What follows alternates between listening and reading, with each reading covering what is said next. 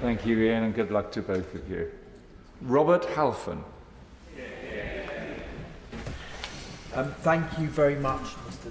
Deputy Speaker. I was thinking as I was watching this debate, sitting in this beautiful chamber, and thinking of my constituency of Harlow when I was sort of not so long ago campaigning outside Lidl's supermarket, which I did regularly, handing out leaflets. And one time, genuinely true story, a lady came up to me and said that she had my leaflet through her letterbox that very morning, and how handsome I looked, she said. Quite right. But then she followed it up by saying, "You look bloody awful in real life."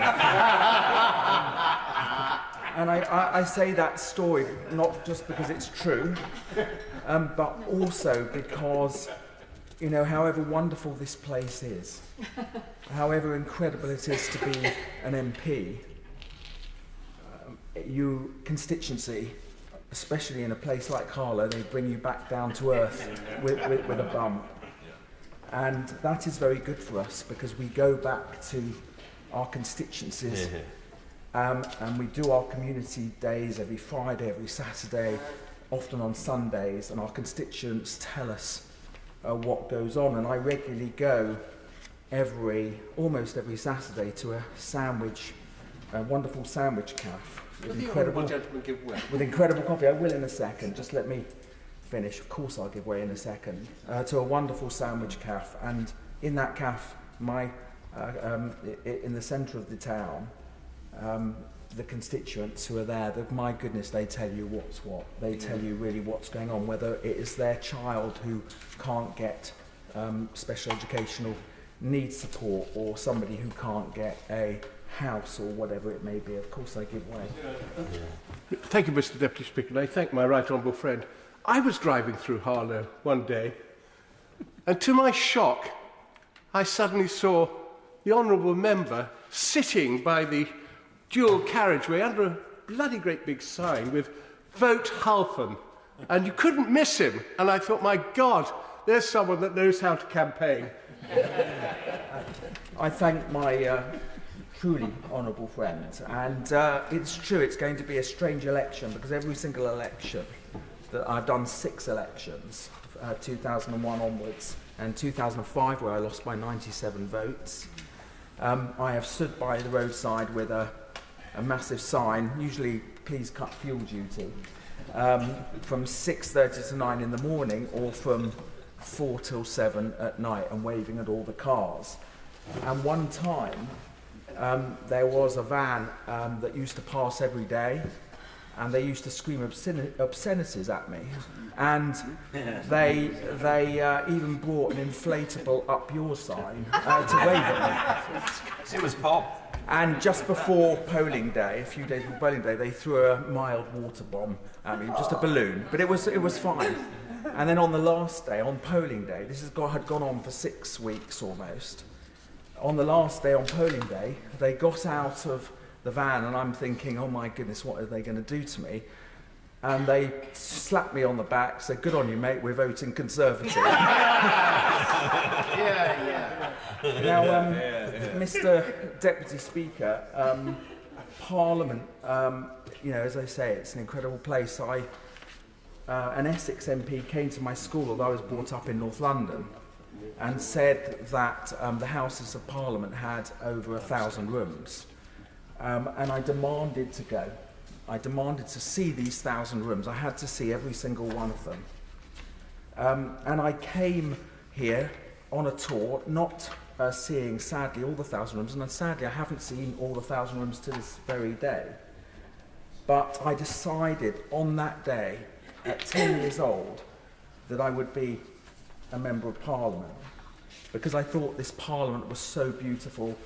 I thought the central lobby that I'd been in was so incredible. I thought that being in Parliament I loved history. You're part of living history, every single one of us. Now, I wanted to be in Parliament for another reason, because although I very rarely talked about it because I didn't want to be known as a disabled MP, And when I was born, I couldn't walk. I used to walk on tiptoe. Perhaps I should have gone into ballet in Covent Garden. I was told I would never be able to walk. I was told I should go to a special school. The doctors wrote to my father saying this, and I remember seeing the letters even at a young age. And then my father found this incredible professor in Great Ormond Street Hospital, who literally decided to, he understood what was going on, and I had operations right through my childhood, right through to adult life. And I wanted, because when you are an MP, what is being an MP about? It's giving public service, it's looking after your constituents, it's serving the public. And I felt that the Great Ormond Street Hospital, this Professor Lloyd Roberts, the first person who started it off, was, was the man who changed my life, and therefore it was my chance by being an MP to help change other people's lives for the better. I should say that I was in another hospital and then moved to a nursing home, and none other, and so she tells me, I think I sort of remember it, none other than Nadine, the former MP of Mid-Bedford, Nadine Dorris, was a nurse while I was in this hospital. So I think perhaps she's the only MP who's seen me in my birthday suit. And less the plot, more the pot, as it might be.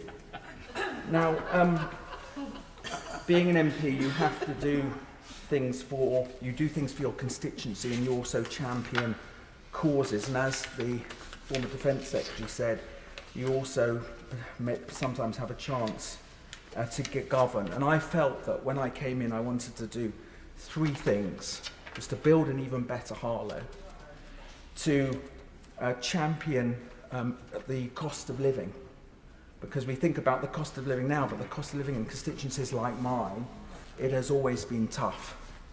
And I have constituents who are both partners. One works in the day and often one works in the evening, and people say to me, we work for 48 hours and we still find it hard to keep our head above water.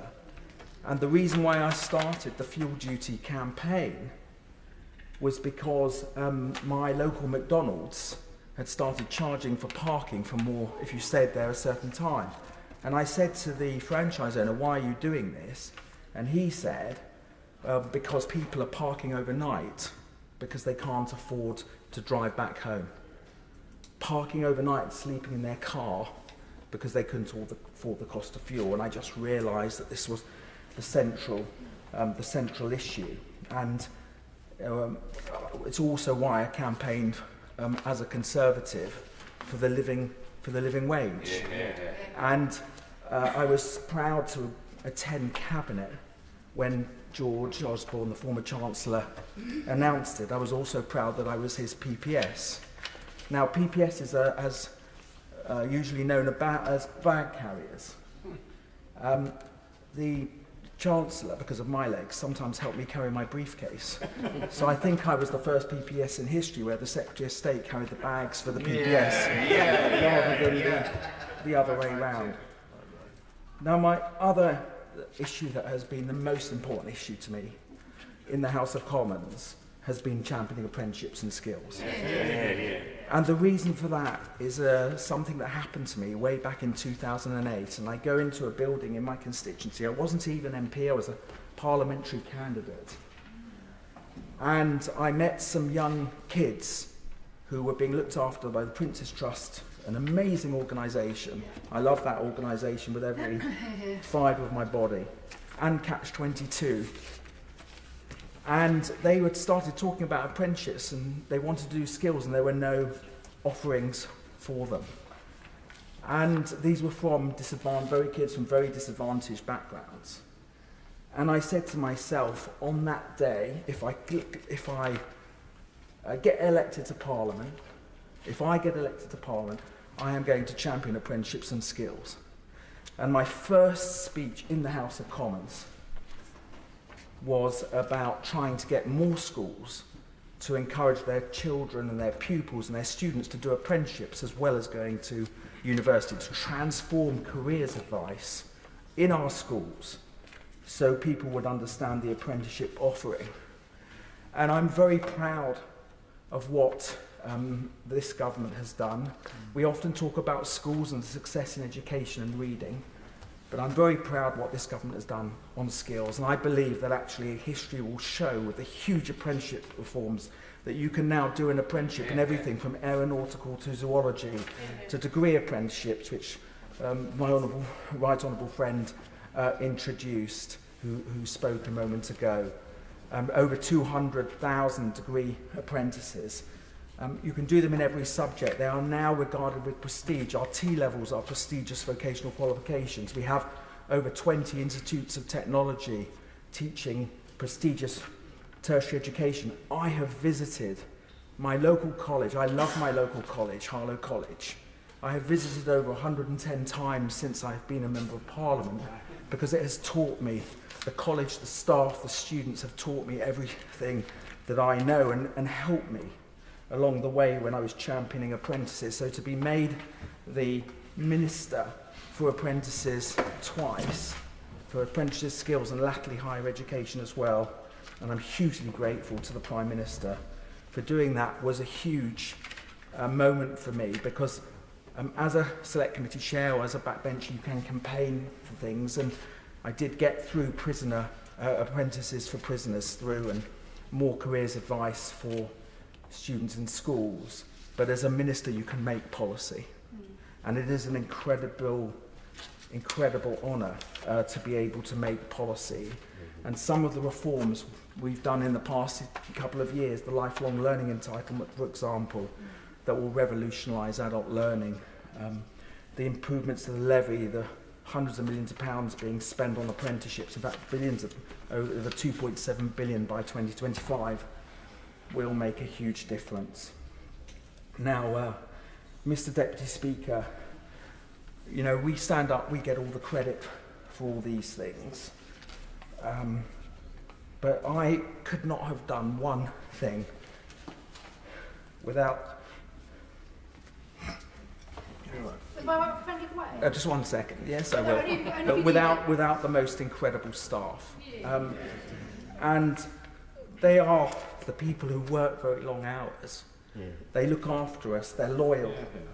They do the hard work, they do the research, they help prepare the speeches. And I want to just name a few who've been with me over the years. Some have gone, but I hope the House will forgive me because these people have been incredible. Anne Russell-Day, Paul Abbott, Victoria Thornton, Janet Ballard, who is watching from above, Melanie Torino watching from above, Maria Bellissimo, Hannah Ellis, Holly Papworth, Ethan Harris watching from above, Natalie Dilworth, Anna Taylor watching from above, Alex Griffiths, Simon Carter, who started me off as my agent, Dan Swords, now the youngest ever leader in the House of Commons, youngest ever leader of any council in political history, Harlow Council, and former apprentice in my office. Emily Burdick, Clive Russell-Day, Aaron Fowle, Howard Cox of Fairfield, UK, and of course my wife, Vanda, who is watching and stood with me thick and thin. I will take the thing. If you need it, I will. I always love interventions from the honourable lady. I've got to thank the wonderful residents of Harlow. They are tough. They want you to work hard, champion Harlow, to fight hard for Harlow, and they expect the best from their MP. And I've worked really hard to help regenerate our town, and we've had some wonderful things happening. I also want to give particular thanks to the editor of our newspaper, Michael Casey, and the reason why he is a very special individual is that we used to have 3 local newspapers in our town, 3. They were free of charge, they went to every home. And this man set up an internet newspaper that now has literally millions of hits. And he gives me a hard time, which is his right. But if it wasn't for him, we would have no news in Harlow. Now, Mr. Deputy Speaker, I don't need to suck up to you anymore. Mr. Deputy Speaker, Mr. Deputy Speaker, I don't need to suck up to you anymore because I'm not standing again. But you've been a wonderful person to me, as has all the other Deputy Speakers.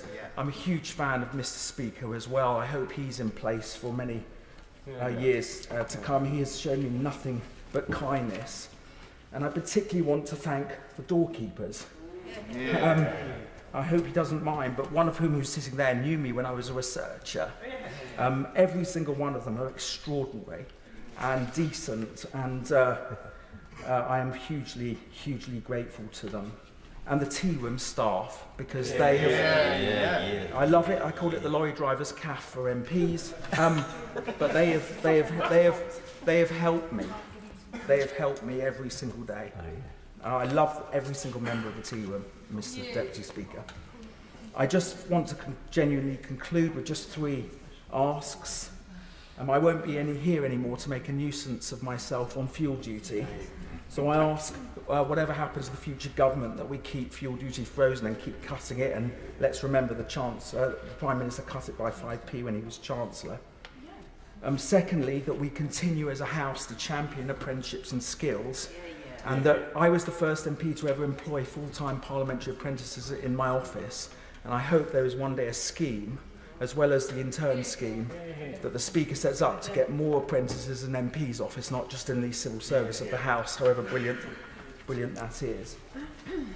As I said, I never talk much about my legs, and I'm going now, and I'm very lucky to have had the kindest officers and doorkeepers and everything in the world, but and the Segway, which I've run over a few MPs' toes, from Michael Fabricant's, from the member for Lichfield's toes to the former MP for Milton Keynes and a few others in between. And everyone has been very kind, and it will be not the same scooting through here and asking everyone to put their legs up, especially the ladies. But it is a terrible place for people who have difficulties. The lavatories are never working, the lifts are never working, the doors are always shut. There is just not enough understanding, and it's not about producing a press release saying we're an inclusive and diverse employer. It means nothing. I have had great chats in the last few days with brilliant House of Commons staff, and as I said, every single member is brilliant, but there has to be change, because everybody should be able to access this easily and comfortably, whatever their background. So I urge the new Parliament, you, Mr. Speaker, Deputy Speaker, and all the speakers, just to make it happen for once and for all. And finally, to my wonderful party that I joined at 15 years old. It is a family, it's a dysfunctional family. But it's a family nevertheless. And I feel like I'm kind of leaving home. It's a wonderful honour to have been a member of the Conservative Party. I'll still be a member and help as much as I possibly can. Let us go out there and be a compassionate Conservative Party. A compassionate Conservative Party that puts social justice and helping the disadvantaged at its heart. Let's not sound too angry, which we can do from time to time. And let's go out and support the Prime Minister, and let's try and win this general election. To literally my last words, Mr. Deputy Speaker, and when I resigned, I quoted Tolkien because I love J.R. Tolkien. I'm looking forward to the Tolkien Society annual Oxen Moot later this year. But he wrote, those who know Lord of the Rings will know that when Gandalf finally, they'd all conquered the ring, and when Gandalf had took the hobbits back to the Shire, he said, "I'm not coming with you to the Shire." And I just want to read you what Gandalf said to the hobbits. He said, "I am with you at present, but soon I shall not be. I'm not coming to the Shire. My time is over. It is no longer my task to set things right, nor to help folk to do so. And as for you, my dear friends, you will need no help. Among the great you are, and I have no longer any fear at all for any of you." Now, I'm more Bilbo than Gandalf because I'm small, I have fat feet, I do like a smoke, I love the countryside. And Bilbo said, as he said, for me, although I'm not in Parliament, the road goes ever on.